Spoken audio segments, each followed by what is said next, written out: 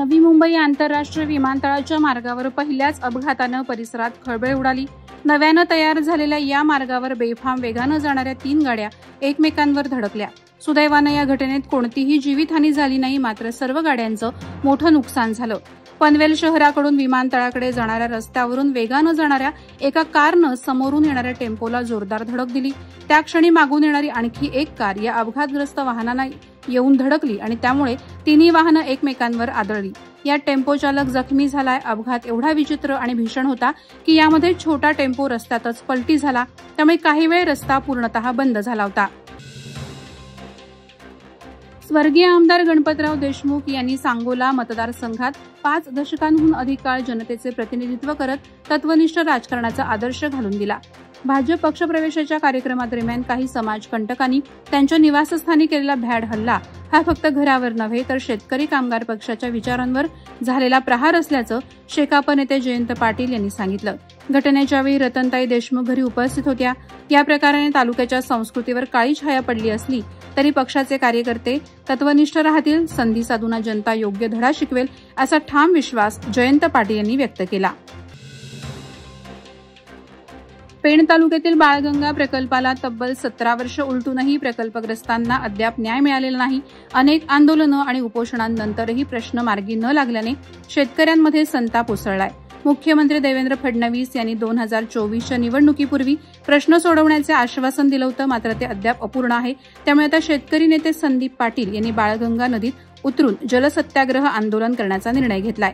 या आंदोलनात मोठ्या संख्येनं शेतकरी सहभागी होणार असून न्याय मिळाला नाही तर आंदोलन उग्र करण्याचा इशाराही देण्यात आलाय। पनवेलजवळील वडघर पूल ते कॉलेज फाटा या रस्त्यावर वाढलेल्या अतिक्रमणावर करंजाडे ग्रामपंचायतीनं कारवाई करत वाहतूक कोंडीचा प्रश्न सोडवलाय। सरपंच मंगेश शेलार यांच्या पुढाकारानं ही कारवाई करण्यात आली। या रस्त्यावर हातगाडी आणि फेरीवाल्यांनी अतिक्रमण करून पादचारी आणि वाहन चालकांना मोठा त्रास होत होता। नागरिकांच्या तक्रारीनंतर 8 कर्मचाऱ्यांच्या पथकानं एक जेसीबीच्या सहाय्यानं अतिक्रमण हटवलं। या कारवाईनंतर रस्ता मोकळा झाल्याने नागरिकांनी सुटकेचा निश्वास टाकत सरपंच मंगेश शेलार आणि ग्रामपंचायतीचे आभार मानले। रोहा तालुक्यात ठाकरे गटाला मोठा धक्का बसलाय। पिंगळसई येथील डॅशिंग विभाग प्रमुख संतोषभाई खेरटकर यांनी असंख्य कार्यकर्त्यांसह शिंदे गट शिवसेनेत प्रवेश केला। आमदार महेंद्र दळवी यांच्या कार्यप्रणालीवर विश्वास ठेवून त्यांनी हा निर्णय घेतला। या कार्यक्रमात आमदार दळवी यांनी खासदार सुनील तटकरे यांच्यावर टीका करत रोहा नगरपालिकेवर भगवा फडकवण्याचा निर्धार व्यक्त केला। लवकरच रोह्यात राजकीय भूकंप होणार असून पुढील 8 दिवसात अनेक बड्या नेत्यांचे पक्षप्रवेश होतील असे त्यांनी सूचित केले। या पक्षप्रवेशामुळे रोह्यात राजकीय चर्चेला उधाण आले। नवी मुंबई आंतरराष्ट्रीय विमानतळाला लोकनेते दिबा पाटील यांचं नाव देण्याच्या मागणीला पुन्हा उधाण आलंय। विमानतळाच्या उद्घाटनावेळी पंतप्रधान नरेंद्र मोदी यांनी नामकरणाबाबत कोणतंही भाषण न केल्याने स्थानिक भूमिपुत्रांमध्ये नाराजी आहे। शेकाप नेते बाळाराम पाटील यांनी सांगितलं की ही मागणी स्थानिकांची आहे आणि सरकारने यावर ठोस भूमिका घेतलेली नाही। भविष्यात या नामकरणासाठी मोठा संघर्ष करावा लागेल आणि शेकाप हा या लढ्यात भूमिपुत्रांसोबत ठामपणे उभा राहील असं त्यांनी स्पष्ट केलं। अलिबाग पोलिसांनी आपल्या तत्पर कामगिरीने हरवलेले मोबाईल शोधण्याच्या मोहिमेत मोठे यश मिळवले।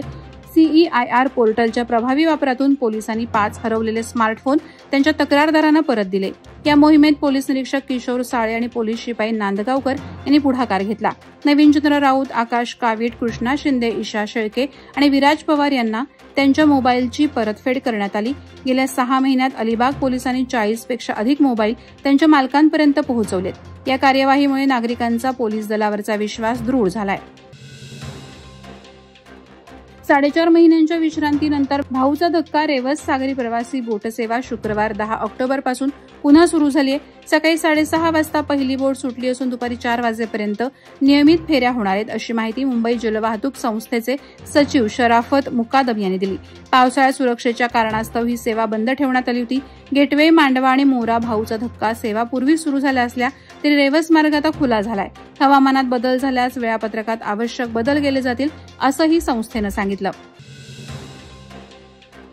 नशामुक्त भारत अभियानाअंतर्गत नवी मुंबई पोलिसांनी विद्यार्थ्यांमध्ये व्यसनमुक्तीबाबत जागृतीसाठी नशामुक्त शाळा या उपक्रमाची सुरुवात केली आहे। या अभियानाचा शुभारंभ घणसोलीतील न्यू बॉम्बे स्कूलमध्ये झाला। रबाळे पोलीस स्टेशनतर्फे आयोजित या कार्यक्रमात विद्यार्थ्यांनी नशामुक्त जीवनाची शपथ घेतली। उपनिरीक्षक वर्षा काळे यांच्या नेतृत्वाखाली आणि वरिष्ठ पोलीस निरीक्षक बाळकृष्ण सावंत यांच्या मार्गदर्शनाखाली हा उपक्रम पार पडला।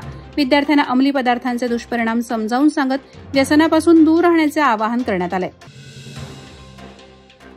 पेण तालुक्यातील बोरगाव येथे खोटी व्यक्ती उभी करून तिच्या नावानं खरेदी करून जमीन प्लॉटिंग केल्याचा धक्कादायक प्रकार उघड झालाय।